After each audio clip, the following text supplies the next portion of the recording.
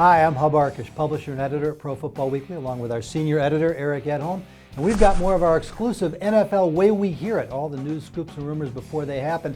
And what we're hearing is that Jack Del Rio in Jacksonville has firmly climbed atop the coach's bubble. He's the first one after just 2 weeks who we're hearing could be in serious trouble. The move to Luke McCown really makes no sense when you think about it. If you were going to cut David Carrard, why not go right to Blaine Gabbert, who clearly was drafted to be the future? The Jags have been a disaster with McCown having a horrible game this past Sunday against the New York Jets. And Eric, now people are saying it's time for Del Rio to go. Enough of these silly moves. Yeah, I mean, I think one thing that could bail him out is Blaine Gabbert playing exceptionally well. But short of that, I think he's in real trouble at this point, and he might be the first one to go. Now in Tennessee, Mike Munchak's a rookie head coach who's really surprised some people because the Titans have done very well in spite of the fact that Chris Johnson has rushed for less than 100 yards total in their first 2 games.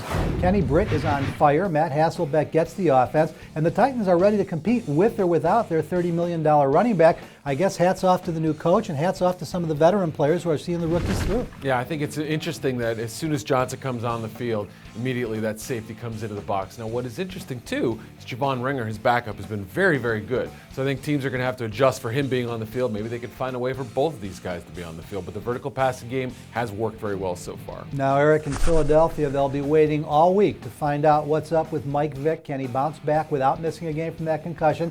What's really interesting to me is the stories that we're hearing that everybody assumed Vince Young was brought there to be the guy. It's Mike Kafka out of Northwestern University. He stepped in against the Falcons. He is the likely starter if, in fact, Mike Vick can't go. And yet very different in some respects from both Mike Vick and Vince Young. Young much more like Vick, but Kafka's a guy who apparently Andy Reid and Marty Mornhinweg have got some special packages for? Yeah, I mean, they've got an offense they think he fits very well with. Some plays that don't even use that often with Vic. And I think they think Kafka is a great competitor. He can move around the pocket. Not as athletic as Young or Vic, like you said, but somebody who's going to make plays with his feet, his arm, and his head. Watching this kid at Northwestern, it was like the greatest show on turf. They flung the ball all over the field, and we know that Marty Mornhinweg and Andy Reid like to do that. For more NFL Way We Hear It, news, notes, and analysis, the best in NFL coverage, stay with us right here at ProFootballWeekly.com, 24 hours a day, 7 days a week.